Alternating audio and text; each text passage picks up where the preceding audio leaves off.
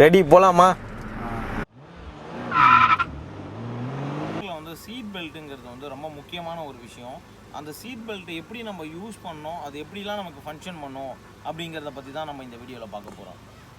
ஜென்ரலாக வந்து பார்த்தீங்கன்னா இந்த சீட் பெல்ட்டை வந்து பொறுத்த வரைக்கும் இங்கே பாருங்கள், இப்படி ஸ்பீடாக இழுத்தீங்க அப்படின்னா உங்களுக்கு லாக் ஆகிடும். இப்போ பாருங்கள், நான் ஸ்லோவாக இழுக்கிறேன். ஸோ ஸ்லோவாக இழுத்து நான் வந்து சீட் பெல்ட்டை கரெக்டாக வந்து இப்போ ஃபிக்ஸ் பண்ணியிருக்கேன். ஸோ இப்போ நீங்கள் பார்க்குறீங்க, கரெக்டாக ஃபிக்ஸ் பண்ணியிருக்கேன். ஸோ இதுதான் வந்து கரெக்டாக ஃபிக்ஸ் பண்ணுற விதம். இப்போ பாருங்கள், கரெக்டான பொசிஷனில் உட்காந்து ஃபிக்ஸ் பண்ணியிருக்கேன். இதுவே வந்து இப்போ நம்ம வந்து ஸ்பீடாக ட்ரைவ் பண்ணுறோம் அப்படின்னா டக்குன்னு இப்படி லாக் ஆகும். இங்கே பாருங்கள், இப்படி இழுக்கிறேன், ஸ்பீடாக இழுக்கும்போது பாருங்கள் லாக் ஆகுது. இப்போ ஸ்லோவாக நீங்கள் பண்ணும்போது இப்போ ஈஸியாக இருக்கும். இதுவே நீங்கள் ஸ்பீடாக பண்ணும்போது இப்படி லாக் ஆகிடுங்க. பாருங்கள், ஸ்பீடாக இழுக்கும்போது லாக் ஆகுது பாருங்கள். இதுதான் அந்த லாக்கு. ஸோ பாருங்கள், ஸ்லோவாக பண்ணிகிட்டு இருக்கேன், அழகாக வந்துட்டுருக்கு, ஸ்பீடாக லாக் ஆகிடும். ஏன் வந்து சீட் பெல்ட்டு இந்த மாதிரி ஸ்பீடாக பண்ணும்போது லாக் ஆகுது அப்படின்னா, இப்போ நம்ம ஸ்பீடாக ட்ரைவ் பண்ணி போயிட்டே இருப்போம். இன்கேஸ் வந்து நம்ம ஏதாவது ஒரு இன்சிடெண்ட்டு, ஏதாவது ஒரு சின்ன ப்ராப்ளமாக இருந்தாலும் நீங்கள் எந்த ஸ்பீடில் போகிறீங்களோ அந்த ஸ்பீடாக பண்ணும்போது இப்படி லாக் ஆகிடும் உங்களுக்கு. இது லாக் ஆனதுக்கப்புறம் ஏர் பலூனுங்கிறது வந்து இந்த இடத்துல கொடுத்துருப்பாங்க.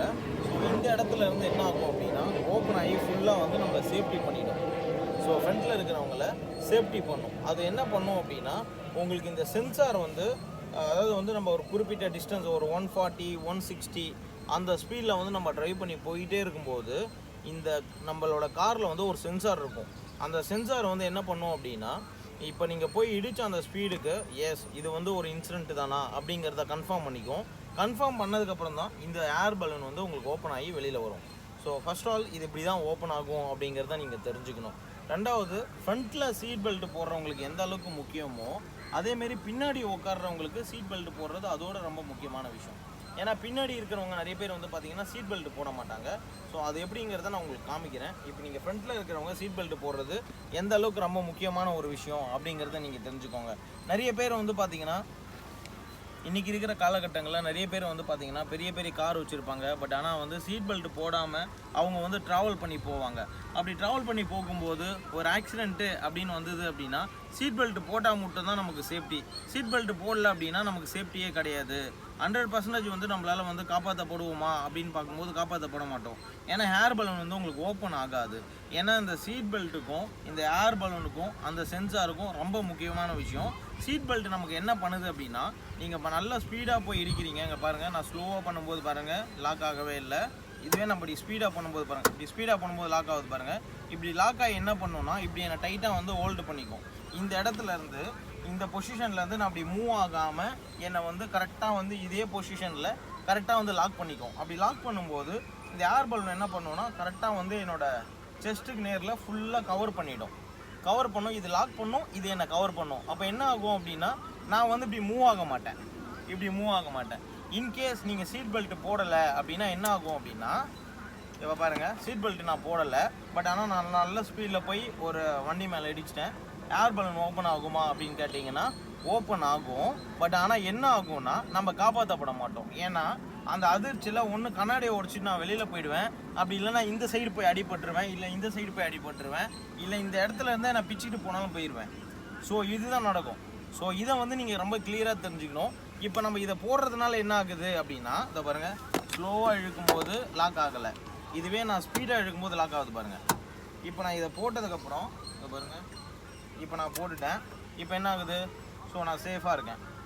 இது வந்து ஃப்ரண்ட்டு சீட்டில் இருக்கிறவங்க 2 பேருமே இந்த மாதிரி ஒரு சீட் பெல்ட்டு கம்பல்சரி வந்து நம்ம போட்டுக்கணும். ஸோ போட்டால் தான் நமக்கு வந்து சேஃப்டி.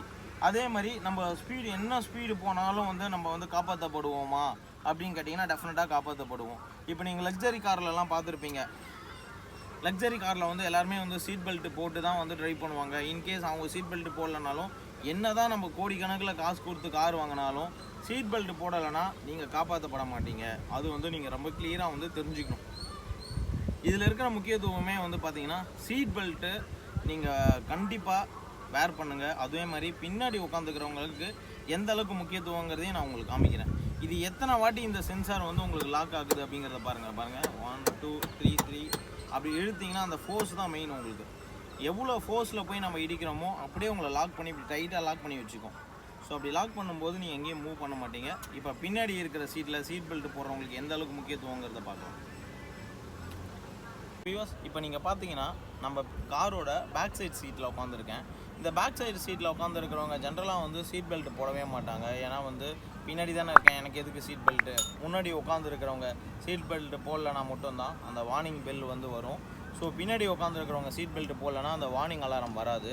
பட் பின்னாடி உட்காந்துருக்கிறவங்க பெரியவங்களாக இருந்தாலும் சரி, குழந்தைங்களை கூப்பிட்டு போனாலும் சரி, மறக்காமல் சீட் பெல்ட்டு போட்டுருங்க. அதை பாருங்கள், சீட் பெல்ட்டு ரொம்ப முக்கியம். பின்னாடி இருக்கிறவங்களுக்கும் சீட் பெல்ட்டு இருக்குது. ஸோ அதை எப்படி ஃபிக்ஸ் பண்ணணுங்கிறதையும் காமிக்கிறேங்க. பாருங்கள், இப்படி கொண்டு வந்துட்டு இந்த இடத்துல லாக் இருக்குது, வச்சு இப்படி லாக் பண்ணிங்கன்னா லாக் ஆகிடும்.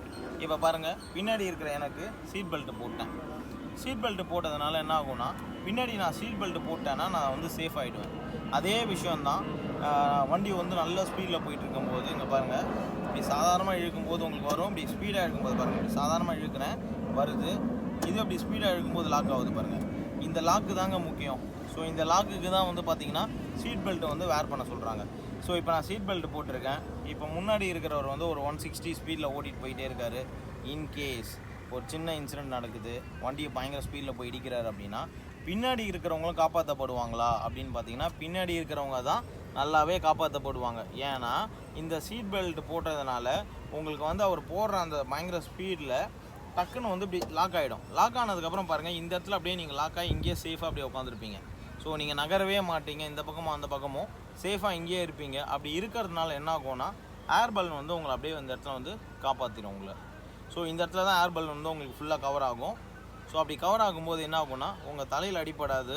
ஸோ மெயினாக வந்து செஸ்ட்டில் அடிப்படாது. ஸோ நீங்கள் வந்து காப்பாற்றப்படுவீங்க. அதனால் ஃப்ரண்ட்டில் உட்காந்தாலும் சரி, பின்னாடி உட்காந்தாலும் சரி, சீட் பெல்ட்டை மறக்காமல் வந்து நீங்கள் வேர் பண்ணணும். அது ரொம்ப முக்கியம். அதே மாதிரி இந்த சைடில் உட்காந்துருக்கிறவங்களும் சரி, அந்த சைடில் இருக்கிறவங்களுக்கும் சரி, நடுவில் உட்காந்துருக்கிறவங்களுக்கும் சரி, 3 பேருக்கு வந்து சீட் பெல்ட் போடுற அளவுக்கு வந்து இங்கே ஆப்ஷன் இருக்குது. ஸோ அதை வந்து நீங்கள் கண்டிப்பாக மறக்காமல் யூஸ் பண்ணுங்கள். அதேமாரி நம்ம வீட்டில் இருந்து குழந்தைங்கள யாராவது கூப்பிட்டு போகும்போது சீட் பெல்ட் போட்டு நீங்கள் கூப்பிட்டு போங்க. ஸோ அது வந்து ரொம்ப ரொம்ப சேஃப்டி. இப்போ பாருங்கள், நான் அப்படி உட்காந்துருக்கேன். இன்கேஸ் ஏன் வந்து இதில் இன்னொரு ப்ளஸ்ன்னு உங்களுக்கு சொல்லிடுறேன். இப்போ நான் சீட் பெல்ட் போட்டதுனால அவர் பயங்கர ஸ்பீடாக போய் சடன் பிரேக் அடித்தா கூட பாருங்கள், நான் வந்து இப்படி தலையை இப்படி இடிச்சுக்கிறதுக்கு நிறைய வாய்ப்பு இருக்கும். இப்போ நீங்கள் பார்த்தீங்கன்னா தெரியும், என்னோடய ஹெட் வந்து போய் ஸ்ட்ரெயிட்டாக இந்த இடத்துல இடிக்கிறதுக்கு நிறைய வாய்ப்பு இருக்குது. ஸோ அப்படி இடித்தாலுமே இந்த இடத்துல உங்களுக்கு அடிப்படும்.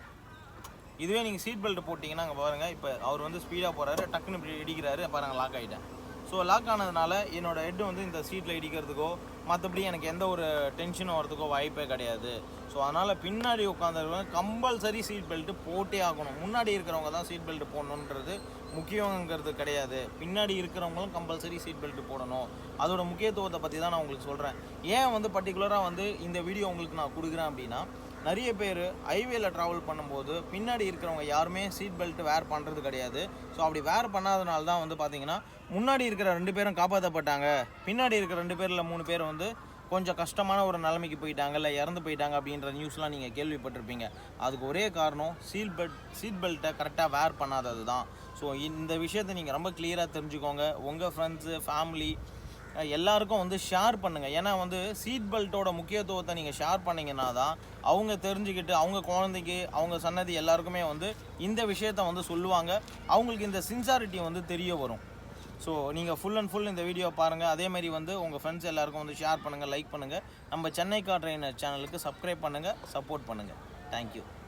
ஸோ இன்றைக்கி என்னோடய ஃபைனல் டே 10th டே ஹைவே ட்ரைனிங். ஸோ 10 டேஸில் நான் வந்து இப்போ கம்ப்ளீட்டாக கார் ஓட்ட கற்றுக்கிட்டேன், என்னெல்லாம் பண்ணணும்னு தெரிஞ்சிருச்சு. சென்னை கார் ட்ரைனர்ஸ்னால 10 days is not a long time. அதனால சின்ன டைமில் வந்து எனக்கு நல்லாவே கற்றுக் கொடுத்துட்டாங்க. ஸோ நீங்களும் இப்படி கம்மியான டயத்தில் ஆனால் நல்ல ப்ராப்பராக எல்லாம் கற்றுக்கணும், காரை பற்றி கற்றுக்கணும் அப்படின்னு நினச்சிங்கன்னா ப்ளீஸ் சென்னை கார் ட்ரைனர்ஸ்க்கு கால் பண்ணிவிட்டு சேருங்க. நல்ல கற்றுக்கலாம். 10 days எல்லா இடத்துக்கும் ஓட்டுற ஒரு கான்ஃபிடன்ஸ் வந்துடும். ஸோ ப்ளீஸ் சேருங்க Chennai car trainers. Thank you. By.